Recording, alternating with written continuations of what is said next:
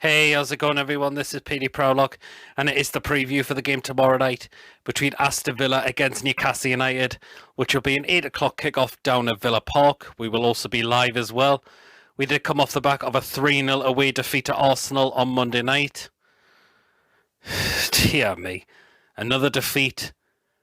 Shocking tactics and just shite football it was again. And Aston Villa came off the back of a 2-0 away defeat against Manchester City. Well, sorry guys, folks. Again, I'm just not confident of going into this game tomorrow night once again, unfortunately. How can we be? If we're this manager we still have, it's just pretty much providing dross tactics every single time. How the hell are you going to be looking forward to the game? You just can't, unfortunately. And that is the worry. That is the massive worry. Villa, they're a very good side. They have been this season. Yes, they've slumped a few games in as well, which they'll probably look and think we should have got points out of them. But then they're going to look tomorrow and thinking, oh, Newcastle is coming to our town tomorrow. Ex-manager also as well, who fans pounded through cabbages at one time, didn't they? So, yeah, Villa are going to be looking at this and thinking this is a one. We're probably going to be getting 3 points out of it, as much as I don't want it to happen. But again, how are we going to be getting points picked up if we are just turning up, playing shocking football? Exactly. And that's why this manager has to be fired. He has to be gone. Talks of bringing in new coaches, but that's not going to solve the problem. Steve Bruce needs to be gone from this football club. Honestly. Jesus, man. We've had, as you can tell, all of us, the fan base, we've all had enough of this manager. It's crystal clear. And the fact that we're apparently haggling over a 1.5 million to pay the man off if we're sacking him. That is pennies in football these days. Hey, my word. So, yeah. In terms of players to come back and players that could be unavailable, well, it does look like that ASM could be involved in the game tomorrow, but it's been also stated that he doesn't look like he will start the game. And to be honest, that is a pretty sensible idea. He has been out for a while after battling with COVID for a period of time with it. So, again, I think you could, if ASM's going to be involved, he's going to definitely make the bench as well. Ryan Fraser is back from a one-game suspension after he picked up a second yellow card against Sheffield United. So he'll be available tomorrow as well. It looks like Dwight Gale is back through illness. So it looks like hopefully he's going to make the game tomorrow as well. In terms of starting, I'm not entirely too sure. But we'll have got injury doubts to Federico Fernandez and Kieran Clark. And also Paul Dummett has been struggling as well. And judging by the pictures, it didn't look like they were training as well. So that could be a worry and a concern that they could not be involved in the game tomorrow. And if they aren't, it's understandable. Because again, we'll have this thing of rushing players back far too quickly. And then both, they've picked up another one. So again, if they don't make the game, it's understandable as well.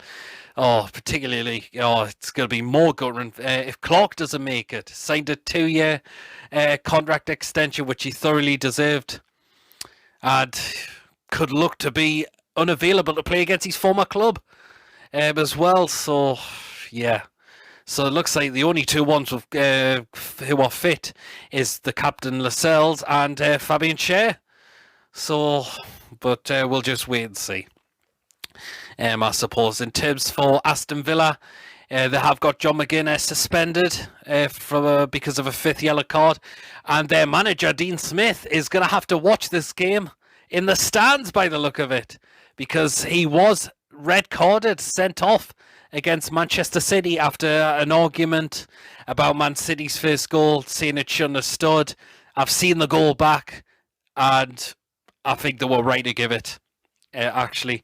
So he's not going to be on the touchline. But again, is it going to make a difference? Because of the football, just we're playing at the moment is just an absolute embarrassment. So there you are. For players we need to watch out for tomorrow, I have picked a few.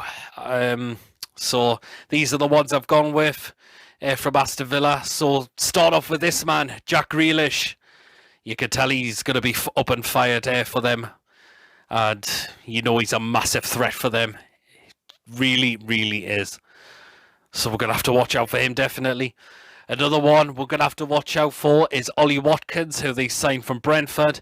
And he has scored goals as well. So that's another one we're going to have to watch out for as well. Another one I've picked out is Traore. I think he's another decent player for them as well. So again, another one to watch out for. And this one I've picked out as well, and that's El Ghazi, who plays out on the wing. And again, we're going to have to watch out for them. So, yeah. We have got a job to do definitely tomorrow. There, so, yeah. Well, the predicted lineup for what could possibly Bruce could go with. But again, I would like to go with what I would like to see as well. So, and again, I could be picking players that are not going to be in a lot of fans' favour. But again, there is injuries, doubts, and so yeah, you are. Unfortunately, and the formation I would like to go with is the 4-2-3-1 formation. It has worked. Why have we been going away from that? 4-4-2. Again, it's if you get the balance right, but again, the balance was not right. We still had men. Too many players just dropping back far too much. Defensive, and that's the thing. But again, if we play 4-2-3-1, there's a chance we could do that as well. Massively, but yeah, but I think the 4-2-3-1 formation is the formation we should be playing. So here we are. Here we go then. Starting off with in goal, and that is going to be Caldolo. I think he will keep his place in goal. Again, was a little bit sloppy against Arsenal, but he has done brilliant this season, so I think he will continue in goal still so far. Into the back four. First of all, in the right back spot, I'm going to go with Javier Manquillo. I would like to see this lad back in the squad. What has he done wrong to be dropped? Sorry, but Yedlin and Kraft are not up to standards at the moment. And that's why I think Manquillo should be brought back into the side. So I want to see Manquillo involved starting tomorrow night against Villa. In the left back spot, I'm going to go with Jamal Lewis. Yes, I have selected him again, who's not being a popular at the moment because if his defensive style, it looks like he's been way below. But again, I think Dummett's going to be missing tomorrow. So that's why I've gone with Jamal Lewis to play at left back tomorrow. In the centre backs, first of all, the captain Jamal Lascelles, again, not going to be in a lot of fans' favour, but again, there is concerns over both Fernandes and Clark, as I mentioned. And again, I just have that feeling them two are going to be missing. So it looks like Lascelles could well step in tomorrow, and he has to do a job because he hasn't been up to standard lately as well. So hopefully we could see a captain's performance from him tomorrow. And alongside him, I'm going to go with Fabian Schär. Again, that's why I've selected him as well in the start lineup, because what I've just mentioned before with Clark and Fernandes. So that is why I'm going to select him as well. So that is the back four that I've selected for tomorrow night. Into the two centre midfielders. First of all, bringing back into the side Isaac Hayden. He has to come back in. He's been one of our best players this season. Taking out John Joe Shelby, who had an absolutely stinking performance against Arsenal. He was abysmal in that game, and that's why I'm going to drop him and bring back in Isaac Hayden. And alongside him, sticking with Matty Longstaff as well, again, who had a very poor game against Arsenal, but Again, I still think there is more from the lad at the moment. That could just have been one of his off games as well. And Matty has done well lately. So that is why I'm going to stick with Matty for the game tomorrow. Going to go into the wingers first of all. On the right-hand side, I'm going to go with Jacob Murphy. I want to see this lad starting. Please, not Miggy out wide. Please, no. I don't like him playing there. He wasn't bad. But as I mentioned, is that his position? No, it is not. He's an attacking midfielder, number 10. So, yeah. So I want to see Jacob Murphy start on the right-hand side of midfield tomorrow. On the left-hand side, I'm going to go with Matt Ritchie. Again, don't see ASM starting straight away tomorrow if he is going to be included in the game tomorrow. And I can't see Ryan Fraser starting there as well, possibly, who I think has been lacking with a bit of match fitness as well lately. So, yeah, so that is why I'm going to select Richie to play on the left-hand side of midfield there tomorrow. Into the number 10 role, and yes, I am going to put Miggy there. Please, play him in that position. If he plays at his best in that position, and that's why he should be playing. So that is why I want to see Miggy in the number 10 role tomorrow. And up front as the main striker, and that is Callum Wilson. So, yeah, please give him correct service. And if you do, he will get goals for. So as you can see, I have dropped this one as well, which I didn't mention when selecting Matt Ritchie, and that is Joe Linton, who does not deserve to be anywhere near the start lineup at the moment. That is a player who's been underperforming massively as well. So here you are. So as I mentioned, that is my predicted lineup. As you can see, I want to see a 4-2-3-1 formation. I think it does work for us, but yet again, it all depends when was the announcement tomorrow. And he's gone with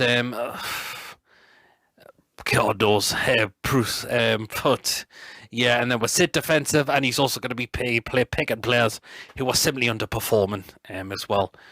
And that is just going to cost his job, and that is why his job's on the line, really. Even though the board can't see it, but we certainly can see it as well. So we'll wait and see tomorrow. But again, I'm just not getting my hopes up. That is the thing. In terms of a score prediction, as I mentioned, just not feeling confident at all. I think Villa are going to be looking to get back to winning ways. So I'm going to go for a 2-0 win, Aston Villa. Unfortunately, I just can't see us getting anything at this moment of time. The rot we are on. It's abysmal, it's embarrassing, it's hard to watch, it's so depressing, and we need change now in terms of management massively. So that's why I've gone for a 2-0 win to Aston Villa. After the game, I will be giving my quick thoughts, and then I will also be doing a player ratings video as well. So do keep an eye out for them coming. Thank you for watching. Of course, let me know as always, how do you think we'll go in the game, your predicted lineup and your score prediction. As well, thank you for watching. Of course, don't forget to give the video a like, a comment. Please, if you haven't checked me out before, please do hit that subscribe button. Not that far away from getting to 900 subscribers as well. I really appreciate if you could hit that subscribe button. That would be a massive favour to me, and I really appreciate that so much. And I shall catch you all later. Take care. Well then, are we going to get something at Villa Park, or is it going to be just the same old crap as usual?